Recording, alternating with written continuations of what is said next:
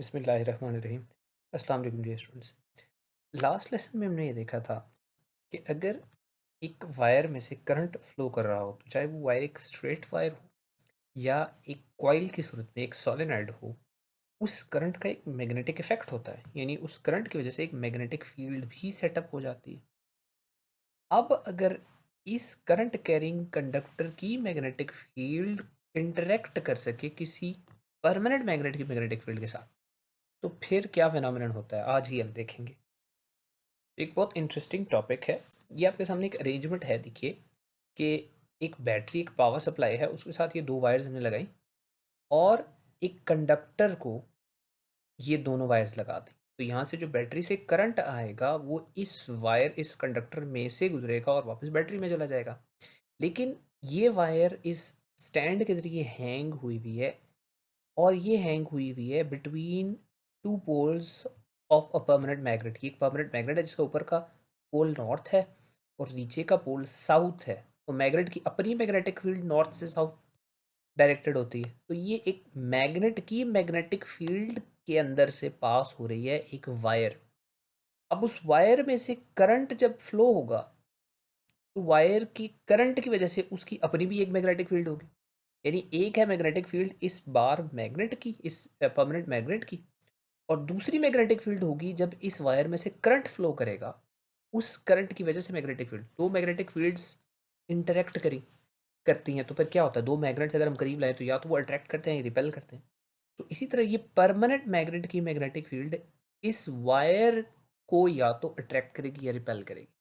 अब इसको पहले करंट फ्लो करवा के देखते हैं कि वायर पे फोर्स जो लग रही है वो किस साइड पे लग रही है। तो देखिए, जैसे ही इसको स्विच ऑन करते हैं, जब करंट गुजरता है तो ये वायर इनवर्ड्स अंदर की तरफ मूव हो रही है, यानी इसके ऊपर एक फोर्स लगी है और उस फोर्स की वजह से ये इनवर्ड्स मूव हुई है। अब वो फोर्स कैसे है, उस फोर्स की डायरेक्शन कैसे फाइंड आउट होगी।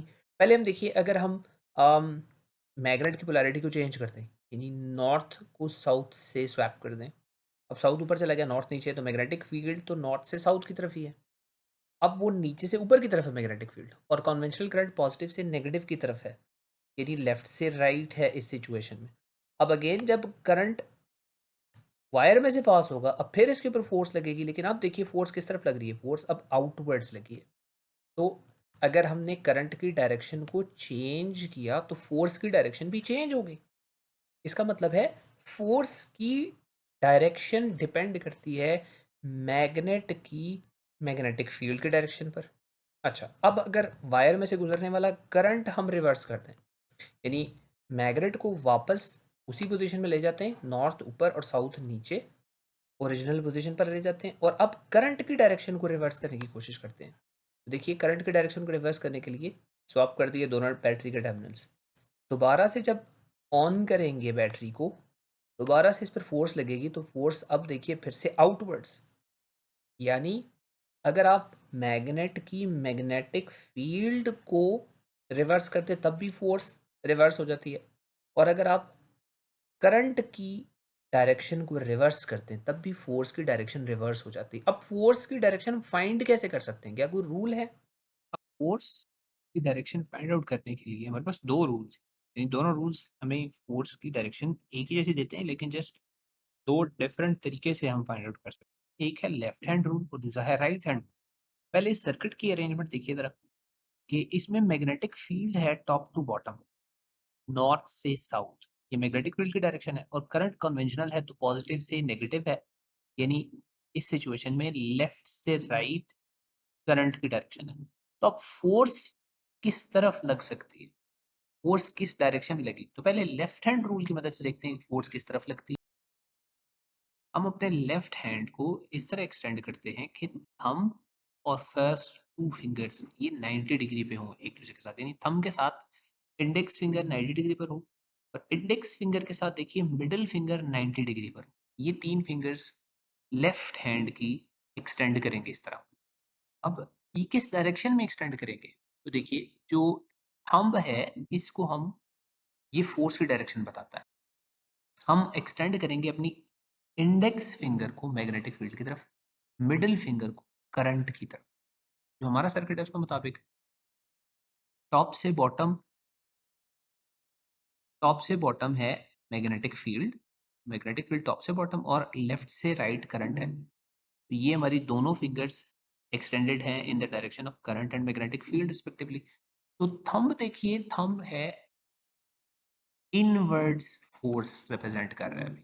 Thumb is representing a force that is directed inwards. और अगर हम दोनों में से किसी एक की डायरेक्शन को रिवर्स करते हैं, यानी करंट की या मैग्नेटिक फील्ड की डायरेक्शन को, तो फिर क्या होता है? तो देखिए, अगर हम अब यहाँ इस सर्किट में मैग्नेटिक फील्ड को हम रिवर्स कर देते हैं। मैग्नेटिक फील्ड अब नॉर्थ नीचे चला गया, साउथ ऊपर आ गया। अब मैग्नेटिक फील्ड देखें, बॉटम से टॉप की तरफ है। अब राइट हैंड रूल कैसे एक्ट करेगा?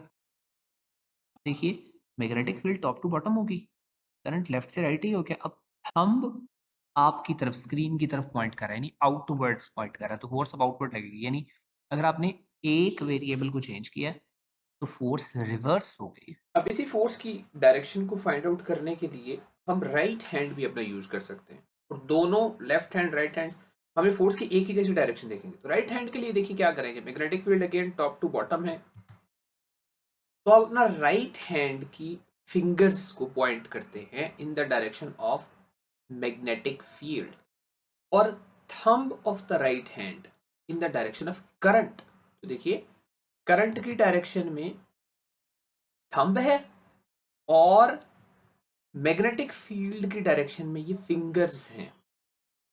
तो अब फोर्स किस डायरेक्शन में है? देखिए, फोर्स होगी आपकी हथेली आपके पाम पर 90 डिग्री पर। तो आपकी हथेली पर 90 डिग्री पर फोर्स एक्ट कर रही है। दोबारा से देखिए, magnetic field top to bottom है, तो फिंगर्स अपनी मैग्नेटिक फील्ड की डायरेक्शन में पॉइंट की हुई है। थंब की डायरेक्शन करंट की तरफ है, तो करंट देखिए लेफ्ट से राइट है, तो थंब लेफ्ट से राइट है इस वक्त। और पाम आपकी हथेली के साथ 90 डिग्री पर, यानी इनवर्ड्स, इस कंडक्टर पर एक फोर्स लगेगी और कंडक्टर जो है वो इनवर्ड्स मूव कर जाएगा। अब अगर हम रिवर्स कर दें मैग्नेटिक फील्ड को, तो मैग्नेटिक फील्ड देखिए बॉटम टू टॉप होगी, बॉटम टू टॉप होगी, तो मैग्नेटिक फील्ड की तरफ fingers, bottom to top fingers होगी। करंट लेफ्ट से राइट है, थंब लेफ्ट से राइट। अब आपका palm, if you are looking at the screen, the palm of your hand, जो हथेली है आपके राइट हैंड की, वो आपकी तरफ पॉइंट कर रही है, स्क्रीन की तरफ पॉइंट कर रही है। तो इसका मतलब है आउटवर्ड फोर्स लगेगी इस कंडक्टर के ऊपर कि आउटवर्ड चला जाए। तो दोनों रूल से हमें डायरेक्शन एक ही जैसी मिलती है। अच्छा, अब एक बात और याद रखिए, अगर अभी इस वक्त फोर्स इनवर्ड्स लग रही है, इनवर्ड्स फोर्स लग रही है, if you are asked in your exam कि आप मैग्नेटिक फील्ड या करंट में से कोई एक चीज चेंज कर दें, तो हमने देखा कोई एक चीज चेंज करने से फोर्स की डायरेक्शन चेंज होगी, फोर्स आउटवर्ड चलेगी, ठीक है। लेकिन अगर इस कंडीशन में अभी फोर्स इनवर्ड्स लग रही है, मैं आपको कहूं कि करंट की डायरेक्शन भी चेंज कर दें और मैग्नेटिक फील्ड को भी चेंज कर दें, अभी याद रखिए फोर्स आपकी स्क्रीन के लेफ्ट साइड पर रखती है, तो अगर मैं करंट भी चेंज करता हूं, मैग्नेटिक फील्ड भी चेंज करता हूं, तो देखिए फोर्स इनवर्ड्स ही रहेगी। यानी दो वेरिएबल्स है जो फोर्स को इफेक्ट कर रहे हैं, मैग्नेटिक फील्ड और करंट। दोनों में से किसी एक को चेंज करेंगे तो फोर्स रिवर्स हो जाएगी, लेकिन अगर दोनों को एट अ टाइम चेंज कर देंगे तो फोर्स पर कोई इफेक्ट नहीं पड़ेगा। और एक और चीज, ये जो कंडक्टर है ये 90 डिग्री पर जब पास होगा, 90 डिग्री पर पास होगा थ्रू दिस मैग्नेटिक फील्ड, तो फोर्स मैक्सिमम लगेगी।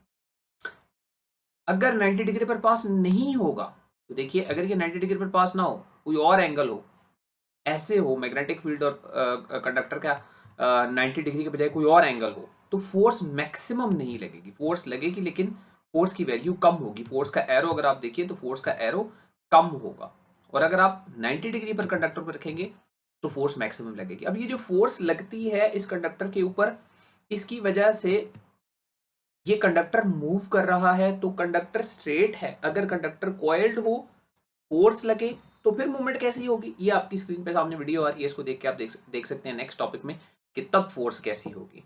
तो see you in the next video इंशाल्लाह।